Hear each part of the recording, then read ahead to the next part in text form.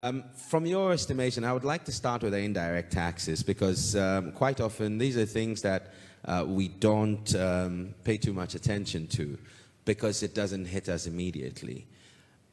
Why should businesses, or why is it important to understand indirect taxation, and how do you mitigate against suffering the kind of situation that Uncle John did in the end?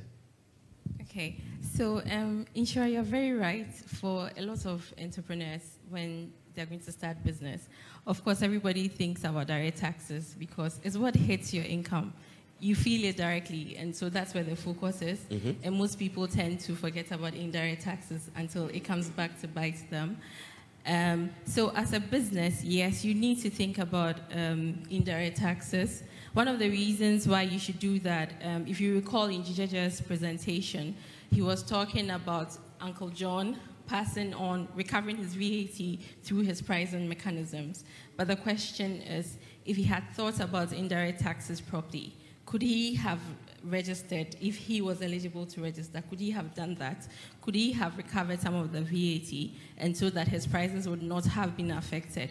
Could he maybe have made more sales because his prices would not have been as high if he were recovering VAT through the proper means? So these are the considerations that you should have as a business, because it's really sad when there's an audit and the tax authority comes in and they tell you that, hey, you meet all the markers to have registered and charged the tax, but you didn't. And so they go ahead and levy the penalties, and that can be pretty painful. Wow. So my math is not that great, but if tax on, I buy something and the total cost is 100 cedis, which includes tax, and I want to slap my 17.5 on there, then it's 117 cedis, 50 pesos. And that's basically what Uncle John was doing. How does that impact on, at the end of the day, he's just transferring the price to the cost, which is what we all do. If you buy X amount of products to sell at 10 Ghana cedis a pop, and your transportation costs 2 cedis, and you need a margin of a decent 3 cedis, it means you sell it for 15 cedis. Is that not a prudent way to do business? Yes, that's a very simplistic way of looking at it. And by way of updates, the VAT rate has changed. It's now actually 12.5%. And then we have the straight levies, the NHIL, and the Get Fund levy of 2.5% each. That was just by way of update. Okay. Now, Insha, you're very right. You start off with a cost base of 100, and you want X margin. So you slap on your margin, slap on the VAT, and then that is how much you sell your product for. But the question is, in that cost buildup of 100, could you have recovered the 12.5 in this circumstance, so that you're starting off with a cost base that is already less than the 100 GC? So you're starting off with about 87.5 as your cost base. Okay. If your margin is a percentage, then of course, then the margin is smaller, and then when you put on your taxes, it's smaller as well. So these are the benefits that you need to think about in terms of indirect taxes, rather than this is my entire cost base, I want this margin, and so this is it, and this should be the taxes that go on top of it. Okay. So Uncle John is a very interesting man. He kept his cars, in his name. But turns out that whenever he had business for continuity, he would just, pick one in the group and say, look, let's farm it off to this one to do. George, there are issues of transfer pricing in there, and I'm pretending to sound like I know what it means. Help us appreciate how that, if unmanaged and not done intelligently, could hurt a business. Thank you, Insha. I think to start off with, maybe just to give some background to, and I will also relate to Uncle John's story. With transfer pricing, we're talking about dealing with related entities. Of course, Uncle John had a couple of companies, 9, even though only 3 were working. 6 were defunct, so to speak. So we have a situation where once you have services being supplied by controlled entities which are related, then that triggers a pricing issue. We also saw from Uncle John's example that he crafted or drafted all the contracts. So actually, we also see a situation where there's an influence. And when we talk about controlled relationship, we're talking of ownership and we're talking of influence.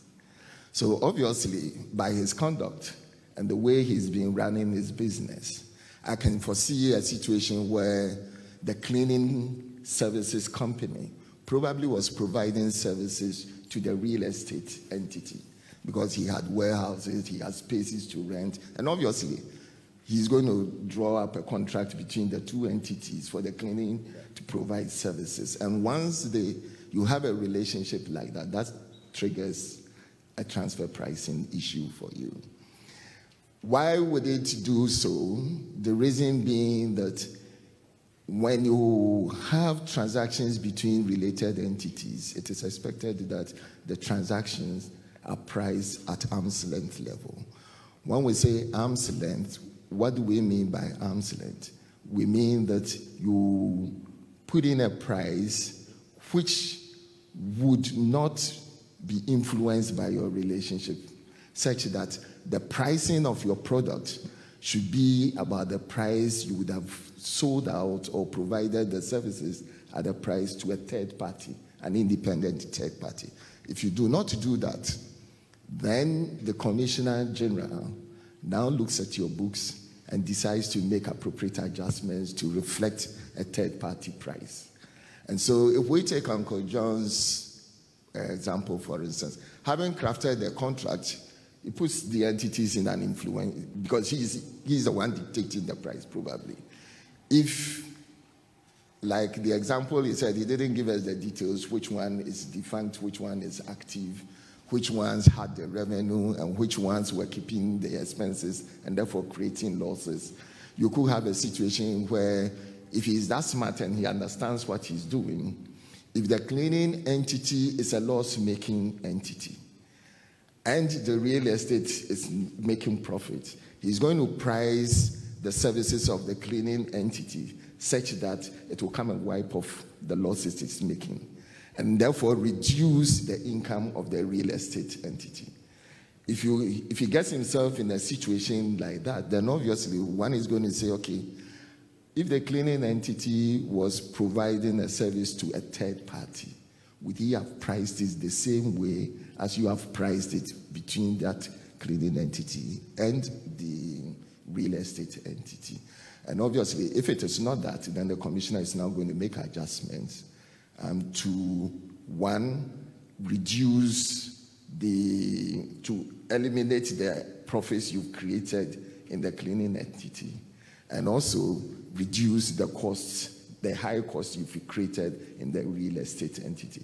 So if you don't manage it well, you're likely to lose on both ends when the Commissioner General does any adjustment as far as transfer pricing is concerned.